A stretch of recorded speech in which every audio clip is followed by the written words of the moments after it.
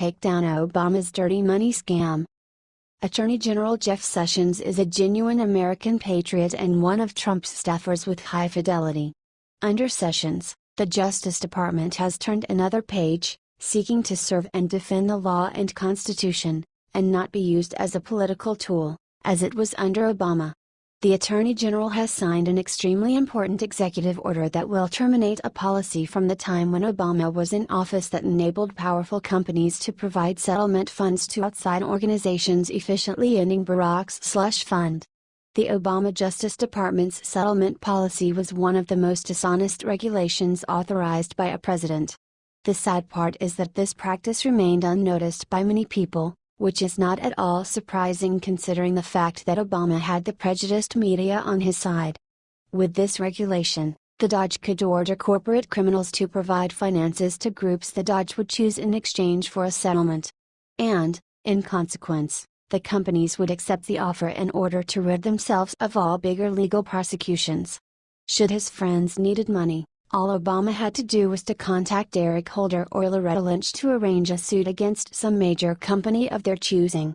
After the corporation has agreed for a settlement, Attorney General Loretta Lynch would give them instructions to transfer the money to their leftist organizations. If this is not corruption, then I don't know what is. Many watchdogs agree and are praising Attorney General Jeff Sessions for his decision. The U.S. Chamber of Commerce's Institute for Legal Reform and Senate Judiciary Committee Chairman Chuck Grassley are some of those who are in raptures. Jeff straightforwardly discussed the corrupt nature of Obama's policy.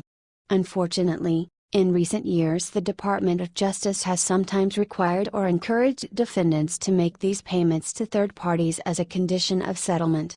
With this directive, we are ending this practice and ensuring that settlement funds are only used to compensate victims, redress harm, and punish and deter unlawful conduct. What do you think about this? Share this on Facebook and Twitter along with your comments. H/T, Conspatriot.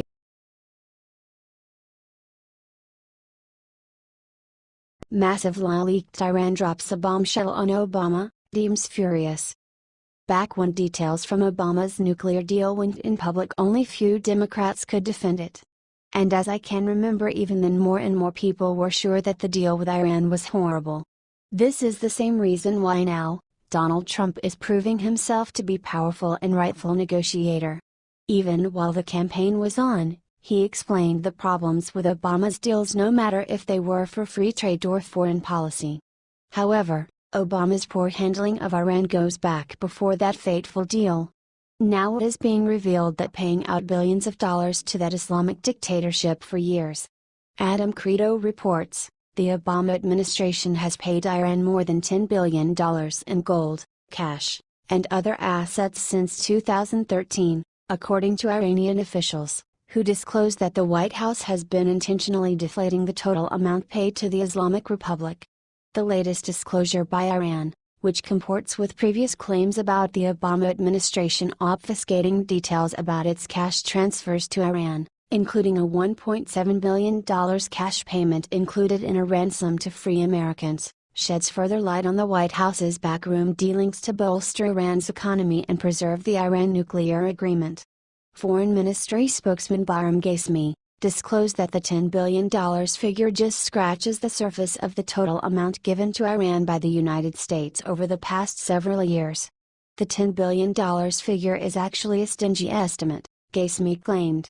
Perhaps there would be some rationale behind it if the money was targeted to providing humanitarian aid, although even that would be dubious. However, a research analyst for the Foundation for Defense of Democracies told, given the nature of some of this sanctions relief, through the provision of gold and unfrozen assets, this money likely underwrote some of the Islamic Republic's more destabilizing regional activities.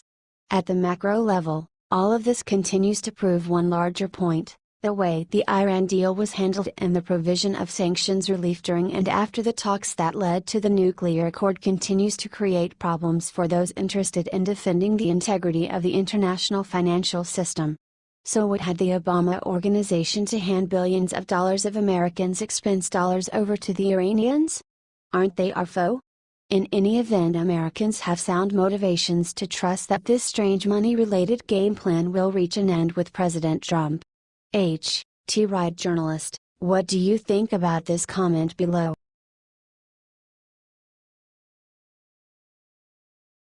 Paul Ryan shocked all Americans. Look what he just admitted about President Trump, you'll be surprised.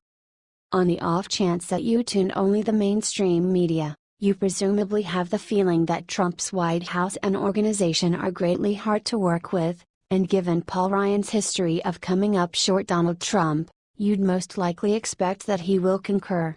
Ryan, on the off chance that you recollect, isn't precisely pro-Trump. He sabotaged the wall. He some way or another let repeal and replace of Obamacare bite the dust, and that one was a cakewalk.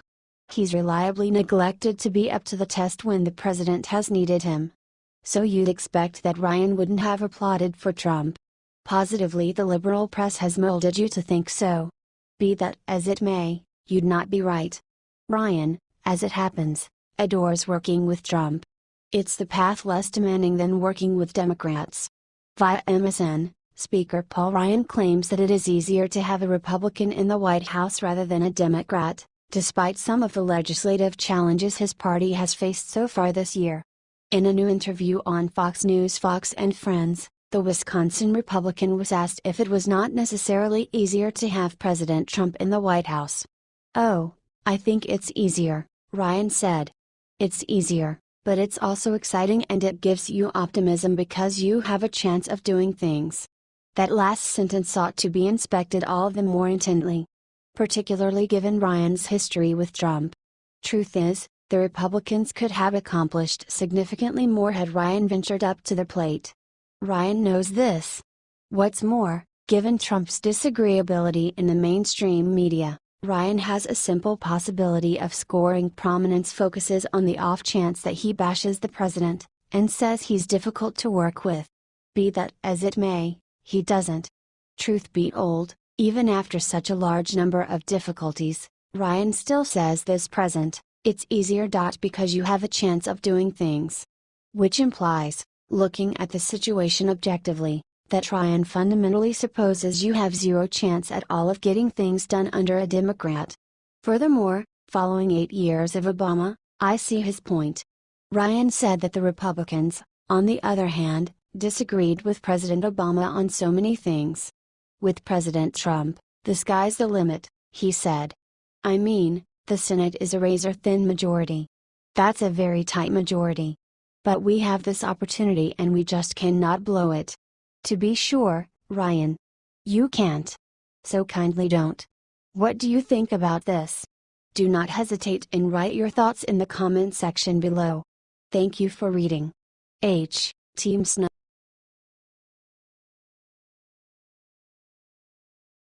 Michelle Obama surfaces, makes terrifying announcement. Now that the Obamas are out of office, the country has taken a collective sigh of relief. Which is why it is always upsetting to see them insert their opinions and comments into the public eye. But former First Lady Michelle Obama has done just that. Yahoo News reported Michelle Obama will be the keynote speaker at the WorkHuman 2017 conference in Phoenix, Arizona. It will take place between May 30th and June 1st. Globoforce announced this on Thursday. They are a world-renowned provider of social recognition solutions. This will likely be one in a long line of speaking engagements she will conduct. CEO Eric Mosley said the following: Michelle Obama has inspired us in every sense of the word. As First Lady, she was wholeheartedly dedicated to the human cause, striving to uplift others, improve the quality of life for people around the world, and giving a voice to the people who often go unheard. She has long recognized the importance of diversity of ideas and people, and the fundamental need for people to feel valued and appreciated. We are honored to host such a strong leader. Michelle Obama's energy and passion will help propel the WorkHuman movement and inspire top senior HR leaders in the world to create more human workplaces where employees feel a sense of belonging and can be their most authentic selves. Clearly, Michelle Obama has been plotting and planning her return to the public eye for some time. To think she will not comment on the current political dialogue and discourse is absolute lunacy. Her career on the speaking circuit has begun. It may seem the Obamas are not that much different from the Clintons after all, who are known for their hundreds of millions of dollars made on speaking fees throughout the country. Former presidents have been known to remain quiet after their administration has left office, giving the new White House the breathing room they need to be themselves. But the former president and his wife have made it clear they intend to stay involved. Which is unfair. Because the Bushes afforded them that courtesy. As has every other president. They need to understand their time is up and it is the Trumps' turn now. Time to move on gracefully. Nobody cares what their opinions are anymore, and they stopped caring what they were a long time ago. They have jumped the shark. Share this if you want the Obamas to just go the hell.